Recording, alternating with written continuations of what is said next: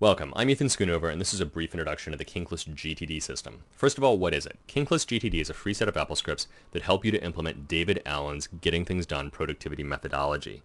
And it does this by managing a unified list of tasks that's organized by both projects and by context inside of OmniOutliner Pro. Now, before we continue, I'd like to recommend that if you haven't already done so, you give David Allen's book, Getting Things Done, a thorough read. I'm not affiliated with David Allen in any way. I don't get any sort of cosmic karma points for recommending that book to you, but most of what kGTD is stems from that book's basic principles. And kGTD can help you to implement a GTD system, but you really have to have a firm grasp of the general ideas behind getting things done first. Additionally, it's really worth becoming a regular reader of sites like Merlin Mann's 43folders.com, Lifehacker, there are other sites out there similarly.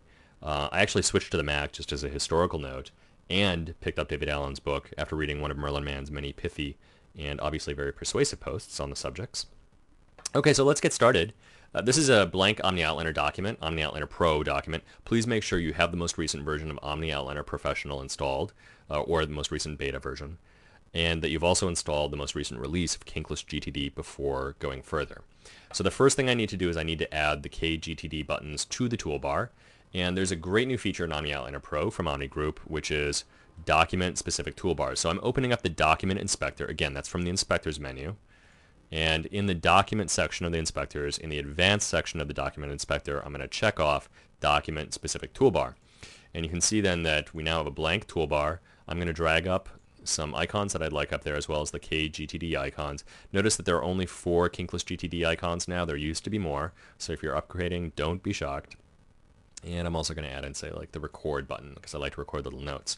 Okay, now we're done. And you'll notice that if I open up another blank document, it does not have those Kinkless GTD icons. So that's a really great feature that Omni Group added in. They deserve heaps of praise, big thanks, loving emails, flowers for doing that. So please do give them a shout out of thanks for that. That is a great feature. Now, we're going to actually create the Kinkless GTD document by clicking Sync, and that's going to automatically structure things for us. If you're upgrading, you also just click Sync, the Sync button. It'll automatically upgrade your document. You can then save this document wherever you like, and you can also name it whatever you want. I'm just going to call it the default Kinkless GTD for now. Okay, and I'm going to move things around a little bit so we can see what we're doing. There are some instructions on what to do now, and the very, very important thing is that you go to the Format menu, uncheck Automatic Level Styles. That just prevents some weirdness in terms of fonts and colors later on. And I'm also going to open up the Utilities drawer. Notice that if you Option-click the Utilities drawer, it'll open up on different sides of your window. Okay, so I'm just going to keep it over here on the left. I'm going to close the Style palette, which is where you can change the look and feel of the document. Read the OmniOutliner Pro Help document for more information about that. And here I've got my list of top-level sections. Now, the two most important sections are Projects and Actions. So Projects is where you plan out things that you want to do, and then Actions is actually where you act on them, shockingly. Okay, amazing.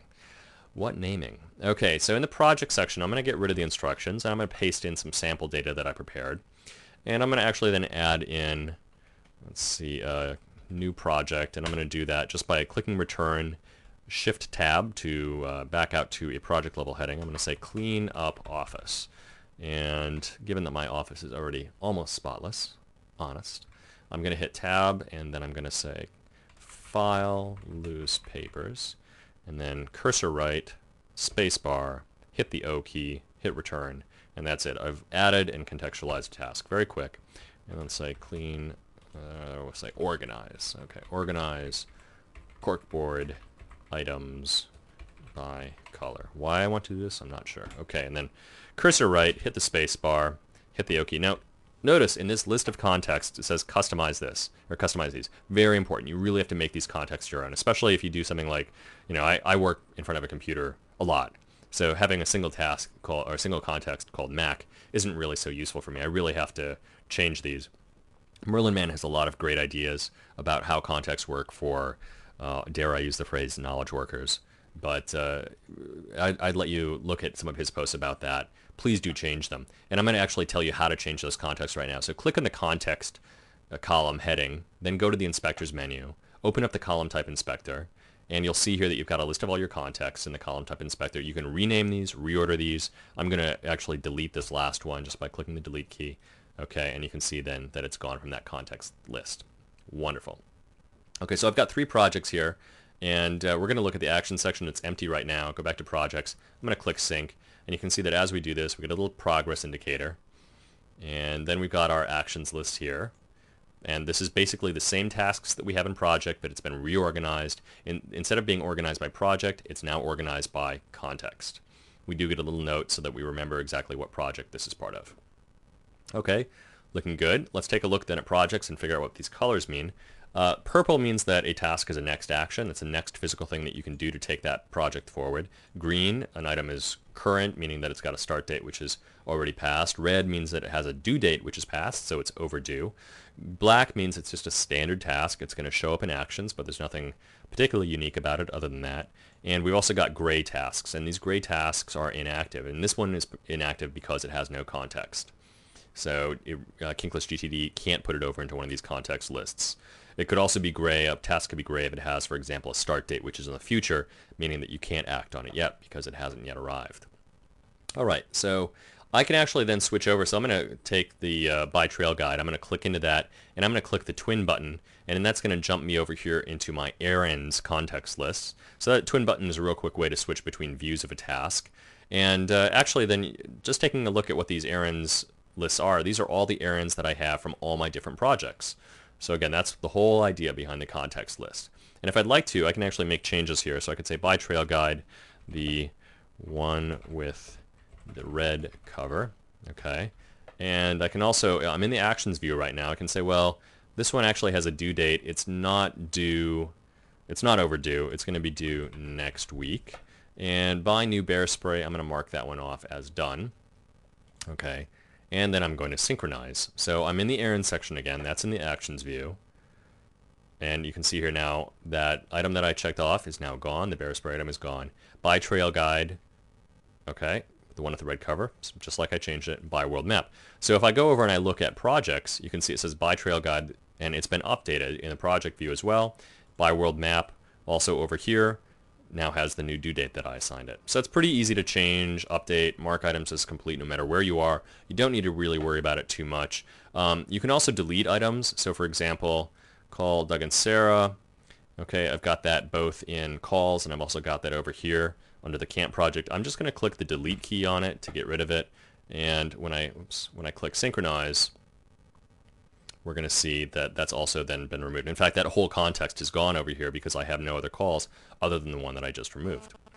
Okay, one of the last things I want to mention, I should note here that you notice that these items that are marked as complete, those are currently automatically moved into the archive section after 1 day. So you don't need to press any sort of archive button anymore. You can set the time frame for that, and that's in the settings section. So you can go down here and look at the archive and backup settings, and it says move completed items to the archive after 1 day. You can change that yourself. And one other note is that you can see this item, when it's complete, receives a timestamp. And it doesn't overwrite. Any note that you have there for that particular row is not overwritten. It just appends that to the top. Okay, so the last thing I'd like to do in the settings then is to turn on ICal synchronization. So we'll take a look at that. Very easy. I'm just going to type true.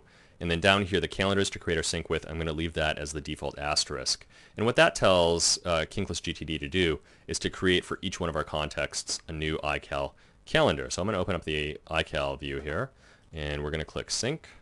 And as it synchronizes, now that I turned on ICal synchronization, it creates a calendar per context. So if I'd like to, I can say, well, by trail guide, the one with the red cover, I can be working on my PDA or in ICal, what have you, and I can say, you know what, it's not red, it's actually blue.